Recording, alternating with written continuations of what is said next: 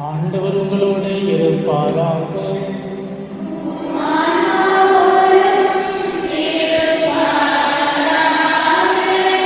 மத்தேயு எழுதிய தூய நற்செய்தியிலிருந்து வாசகம்.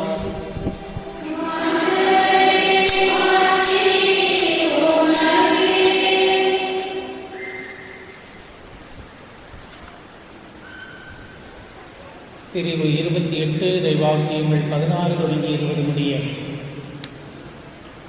அக்காலத்தில் 11 சீடர்களும் இயேசு தங்களுக்கு படித்தபடியே கலிலேயாவில் உள்ள ஒரு மலைக்கு சென்றார்கள்.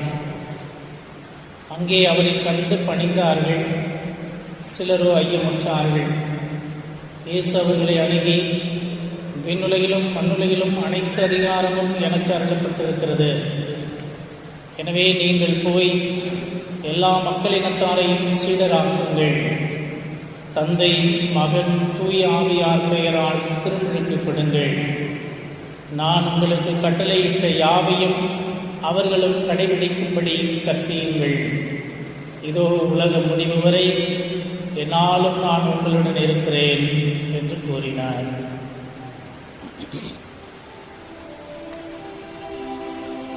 ஆண்டவரின் அருள்வாக்கு.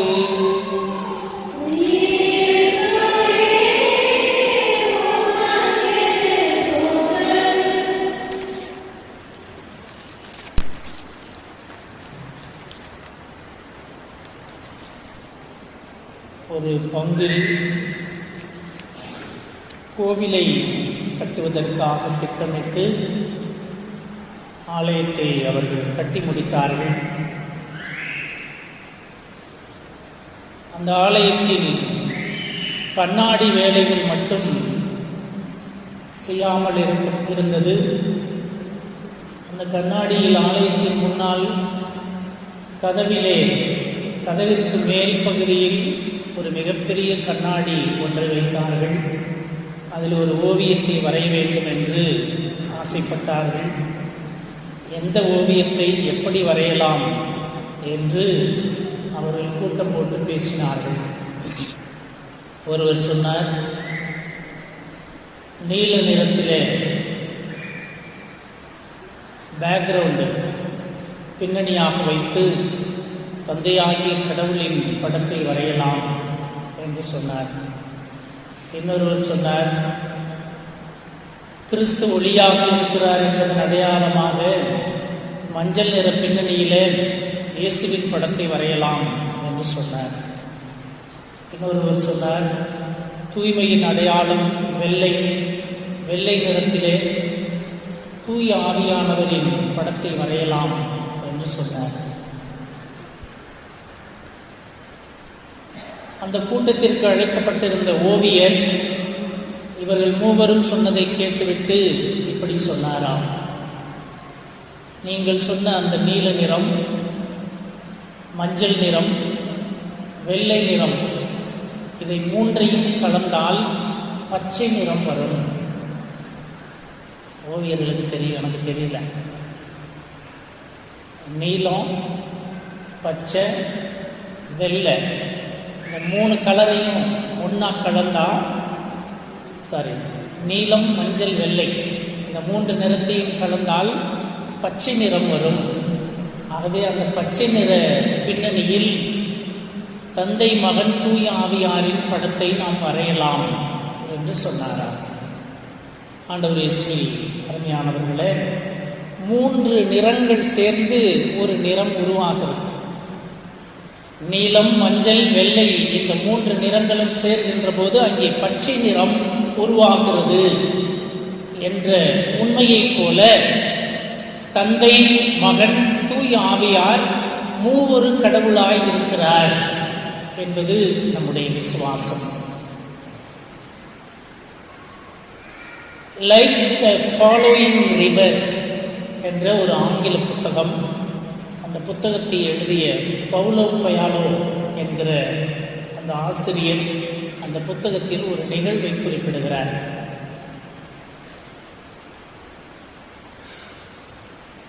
25 மே 2005 ஜப்பான் நாட்டிலே டோக்கியோ நகரில் செய்தித்தாளில் இப்படி ஒரு செய்தி வெளியிடப்பட்டிருந்தது. நீல பைஜாமா அணிந்த ஒருவர் மர்மமான முறையில் 25வது மாடியில் பிணமாக கிடந்தார் என்று. நீளமான பைஜாமா அணிந்த ஒருவர் 25வது மாடியில் பிணமாக கிடந்தார் என்று. அதன் பின்னணி இதுதான். 25 மாடிகள் கொண்ட அந்த கட்டிடம் ஏறக்குறைய 20 ஆண்டுகளாக பயன்படுத்தாமல் இருந்தது. அந்த கட்டடம் பழுதடைந்திருப்பது. பழுதடைந்த அந்த கட்டடம் 20 ஆண்டுகளாக பயனில்லாமல் பயன்படுத்தாமல் கிடந்தது. அந்த கட்டிடத்தை இடிக்க வேண்டும் என்று பணியாளர்கள் சென்றபோது 25வது மாடியிலே ஒருவர் பிணமாக கிடந்தார். அவர் அணிந்திருந்த அந்த பைஜாமா, நீளமான அந்த பைஜாமா அங்கே இருந்தது. அவருடைய எலும்புகள் மட்டும்தான் அங்கே இருந்தது. உடல் சதைகள் எல்லாம் உருகி எல்லாம் காணாமல் போய் எலும்போடு அந்த ஆடையோடு அந்த பிணம் அங்கே இருந்தது. எப்படி இவர் இறந்தார் என்று அலசி பார்த்தபோது அவர் ஒரு மிகப்பெரிய வணிகராக, பிசினஸ் மேனாக இருந்தவர். அவருடைய வணிகத்திலே தோல்வியடைந்து அவருடைய மனைவி கூட அவரை விட்டு பிரிந்து விட்டார். வறுமையின் பிடியில் என்ன செய்வதென்று தெரியாமல் தனிமையில் வாழ்ந்த அந்த மனிதர் தன் மனைவியே என்னை விட்டு போய்விட்டாளே என்று தனிமையில் துன்பம் தாழாமல் அந்த பயன்பாடில்லாத 25வது மாடியில் சென்று அங்கே தன்னுடைய உயிரை மாய்த்து கொண்டார். அங்கே அவர் பிணமாக 20 ஆண்டுகள் கடந்திருக்கிறார். ஒரு மனிதன் இந்த பூமியில் இல்லை என்பதை 20 ஆண்டுகளாக யாருமே தேடவில்லை.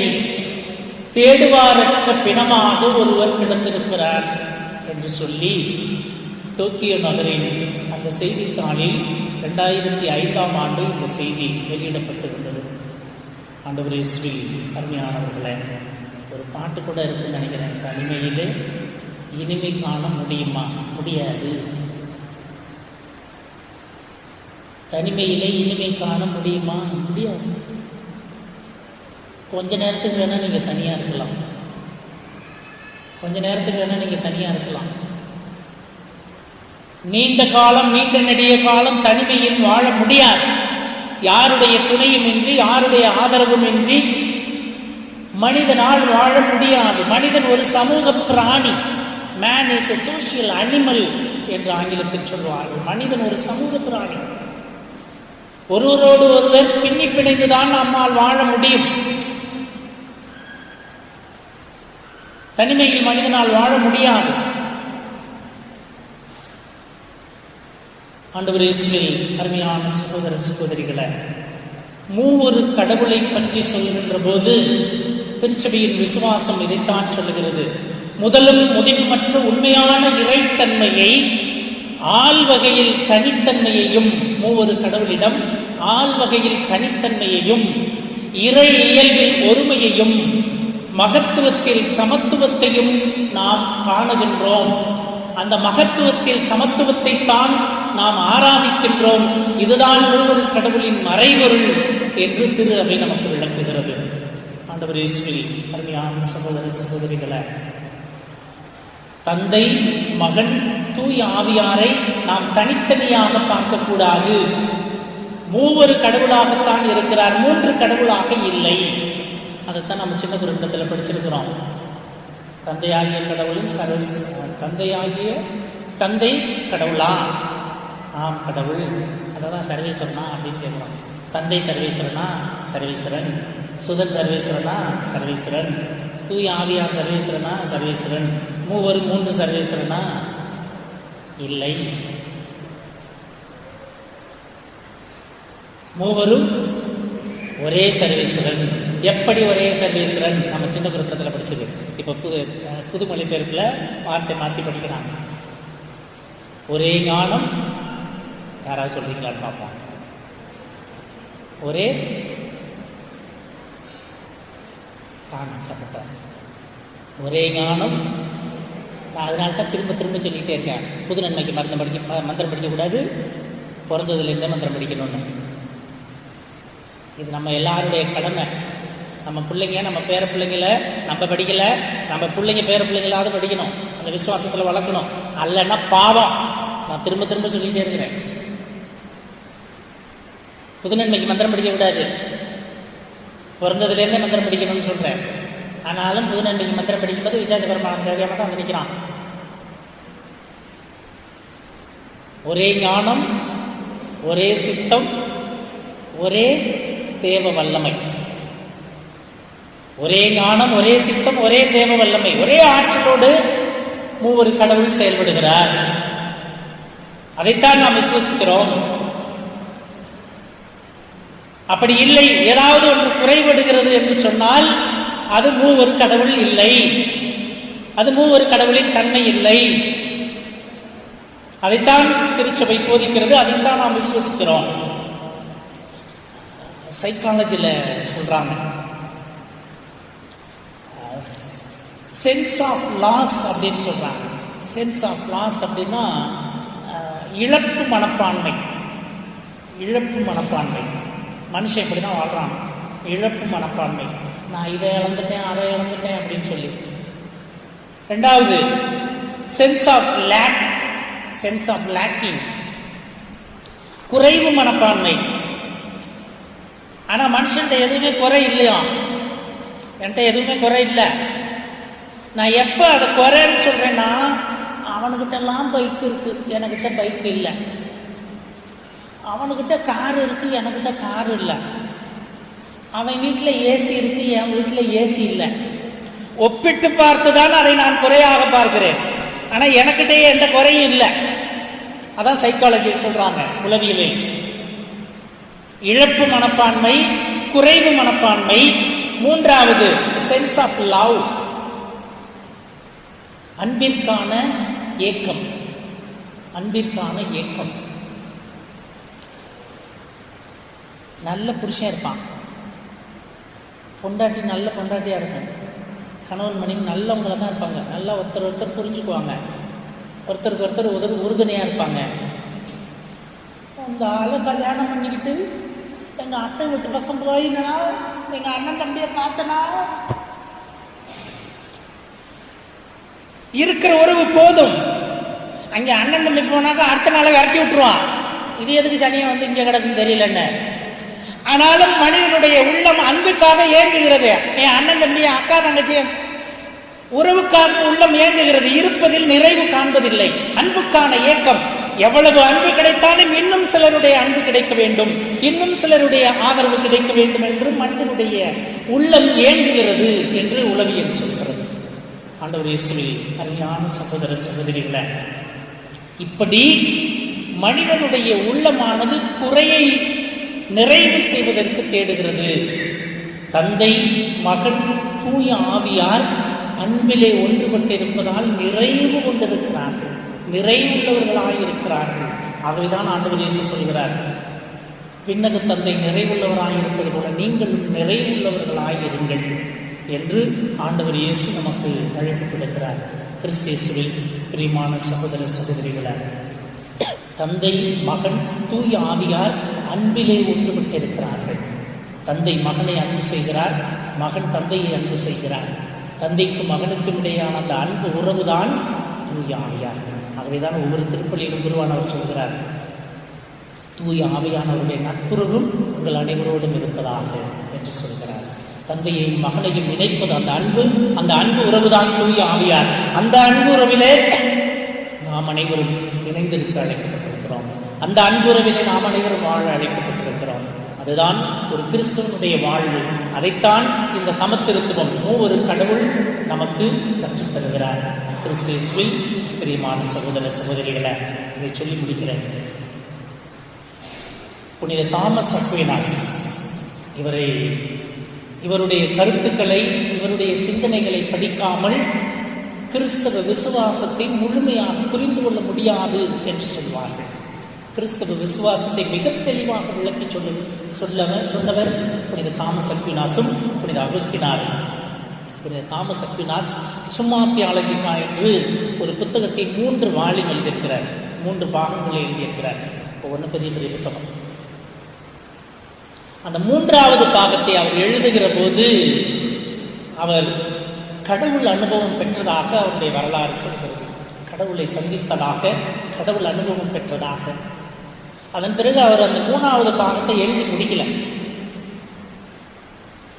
அவரோடு இருந்த அருட்தந்தையர்கள், அவருடைய சபை தலைவர்கள்லாம் சொல்றாங்க, அந்த புத்தகத்தை எழுதி முடிங்க, கிறிஸ்தவ விசுவாசத்தை புரிந்து கொள்வதற்கு உங்களுடைய எழுத்துக்கள் மிகவும் உதவியாக இருக்கிறது அப்படின்னு சொல்லும்போது அவர் ரொம்ப அசட்டப்படுறார். அவருக்கு தனியாக ரூம் கொடுத்து, அவருக்கு தனியாக நேரம்லாம் ஒதுக்கி நீங்கள் எழுதி முடிங்க அப்படின்னு சொன்ன போதும் அவர் எழுதவில்லை, எழுதி முடிக்கவில்லை.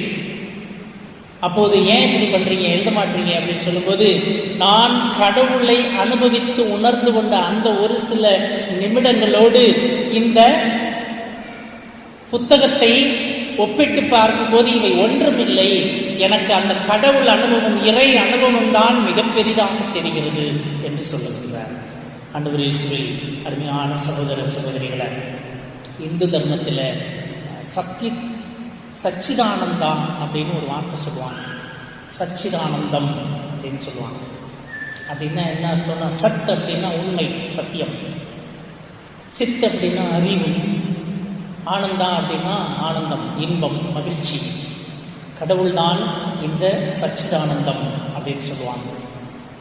நமக்கு தந்தை, மகன், தூய ஆவியார் ஒரே கடவுளாய் விளங்குகின்றார். தந்தை தன்னுடைய சிறப்பு பண்புகளோடு தன்னை வெளிப்படுத்துகிறார். மகன் தன்னுடைய சிறப்பு பண்புகளோடு தன்னை வெளிப்படுத்துகிறார். தூய ஆவியார் தன்னுடைய சிறப்பு பண்புகளோடு வெளிப்படுத்துகிறார். ஆயினும் ஒரே கடவுளாய் இருக்கிறார்கள். இந்த உண்மையை நாம் அறிந்து கொள்ள வேண்டும். இந்த அறிதலே நமக்கு ஆனந்தமாக இருக்க வேண்டும். எது? தந்தை, மகன், தூய ஆவியார் ஒன்றுபட்டு இருப்பது போல நாமும் ஒன்றுபட்டு வாழ அழைக்கப்பட்டிருக்கிறோம்.